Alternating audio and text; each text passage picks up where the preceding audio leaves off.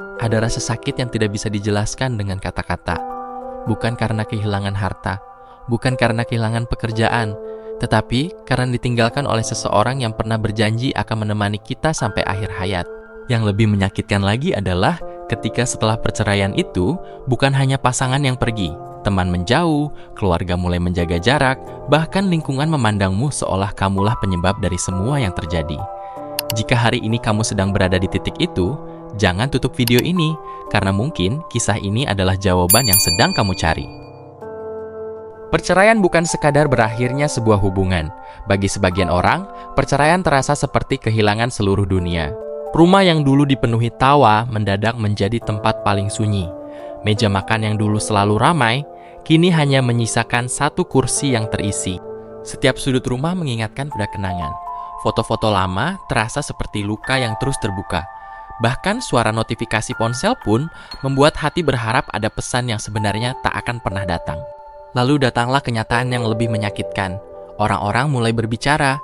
Ada yang menyalahkan, ada yang menghakimi, ada pula yang memilih menjauh tanpa pernah mengetahui apa yang sebenarnya terjadi. Saat itulah kita sadar, terkadang bukan kehilangan pasangan yang paling menyakitkan, tetapi kehilangan tempat untuk bercerita.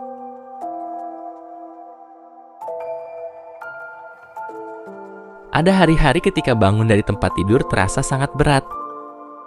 Bukan karena tubuh lelah, tetapi karena hati sudah terlalu letih menghadapi kenyataan. Kita mulai mempertanyakan diri sendiri. Apa aku memang gagal? Apa aku memang tidak pantas dicintai? Kenapa semua ini harus terjadi padaku? Pertanyaan-pertanyaan itu terus berputar di kepala, perlahan mengikis rasa percaya diri. Hingga kita mulai percaya pada kebohongan terbesar bahwa hidup kita sudah selesai. Setiap luka membutuhkan waktu untuk sembuh, dan langkah pertama untuk bangkit bukanlah berpura-pura kuat, melainkan berani menerima kenyataan. Aku mulai sadar ada hal-hal yang memang tidak bisa dipaksa untuk tetap tinggal. Semakin aku mengejar masa lalu, semakin aku kehilangan diriku sendiri. Mungkin pernikahan itu telah berakhir. Mungkin seseorang memilih jalan hidupnya sendiri, tetapi hidupku tidak boleh ikut berakhir. Hari itu, aku berhenti menyalahkan keadaan. Aku berhenti mencari siapa yang paling bersalah, karena aku sadar energi yang kuhabiskan untuk membenci hanya akan menghalangiku melangkah ke depan. Memaafkan bukan berarti membenarkan apa yang terjadi. Memaafkan adalah keputusan untuk membebaskan diri dari beban yang terus mengikat hati. Perlahan, aku mulai menata hidupku kembali. Aku bangun lebih pagi. Bukan karena semuanya sudah membaik, tetapi karena aku tidak ingin terus menjadi tawanan masa lalu. Aku mulai berolahraga, aku kembali bekerja, aku membaca buku, aku belajar keterampilan baru. Hal-hal kecil yang dulu terasa sepele, kini menjadi fondasi untuk membangun kembali hidup yang sempat runtuh. Tidak ada perubahan besar dalam semalam, yang ada hanyalah langkah-langkah kecil yang dilakukan setiap hari. Dan tanpa kusadari, luka yang dulu terasa begitu dalam, perlahan berubah menjadi bekas yang mengingatkanku bahwa aku pernah bertahan. Meski aku mulai bangkit, tidak semua orang ikut mendukung. Masih ada yang membicarakan masa laluku, masih ada yang meremehkan usahaku, bahkan ada yang berkata bahwa hidupku tidak akan pernah bisa kembali seperti dulu. Dulu, kata-kata itu menghancurkanku, tetapi sekarang, aku memilih menjadikannya bahan bakar. Karena aku sadar, penilaian orang lain tidak pernah menentukan masa depanku. Yang menentukan masa depanku adalah keputusan yang kuambil setiap hari. Hari ini, aku masih membawa bekas luka itu. Tetapi, luka itu tidak lagi mengendalikan hidupku. Karena aku telah menemukan sesuatu yang jauh lebih berharga daripada mempertahankan seseorang, yaitu menemukan kembali diriku sendiri. Dan mungkin, itulah kemenangan terbesar dalam hidup. Seringkali kita berpikir bahwa kebahagiaan hanya bisa datang dari seseorang yang mencintai kita. Padahal, kebahagiaan yang paling kuat lahir ketika kita mampu berdamai dengan diri sendiri.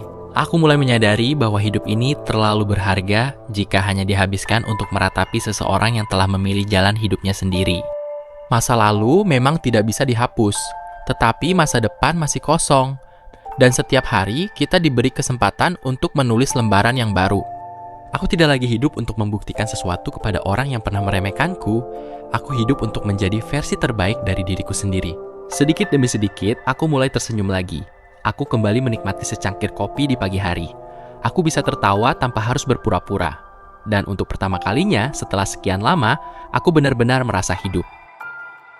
Jika hari ini kamu sedang menangis karena kehilangan seseorang, percayalah, air mata itu tidak akan sia-sia. Suatu hari nanti, kamu akan melihat ke belakang dan menyadari bahwa rasa sakit yang kamu alami hari ini justru membentukmu menjadi pribadi yang lebih kuat, lebih bijaksana, dan lebih dewasa. Jangan pernah malu karena pernah gagal dalam sebuah hubungan. Yang memalukan bukanlah gagal, yang memalukan adalah berhenti menjalani hidup hanya karena satu kegagalan. Tidak semua orang yang pergi adalah kerugian. Ada orang yang pergi agar kamu memiliki ruang untuk bertumbuh. Dan terkadang kehilangan adalah cara Tuhan membuka jalan menuju kehidupan yang jauh lebih baik. Untuk kamu yang sedang merasa sendirian, dengarkan ini baik-baik. Kamu mungkin kehilangan pasangan, kamu mungkin kehilangan rumah tangga yang pernah kamu impikan, bahkan mungkin kamu kehilangan banyak orang yang dulu mengaku sebagai teman. Tetapi selama kamu belum kehilangan harapan, kamu belum kehilangan segalanya. Bangkit bukan berarti melupakan masa lalu. Bangkit berarti tetap melangkah meski hati masih menyimpan luka. Percayalah, badai tidak pernah berlangsung selamanya.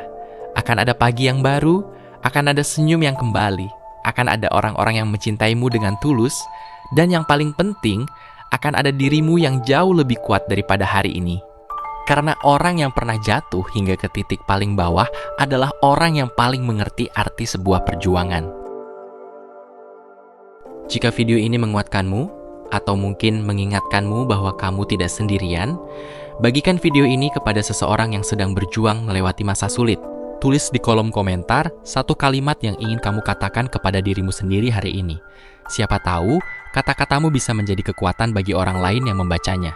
Jangan lupa tinggalkan like, subscribe, dan aktifkan lonceng notifikasi agar kita bisa terus belajar, bangkit, dan bertumbuh bersama. Sampai jumpa di video berikutnya. Tetap kuat, karena kisah hidupmu belum selesai.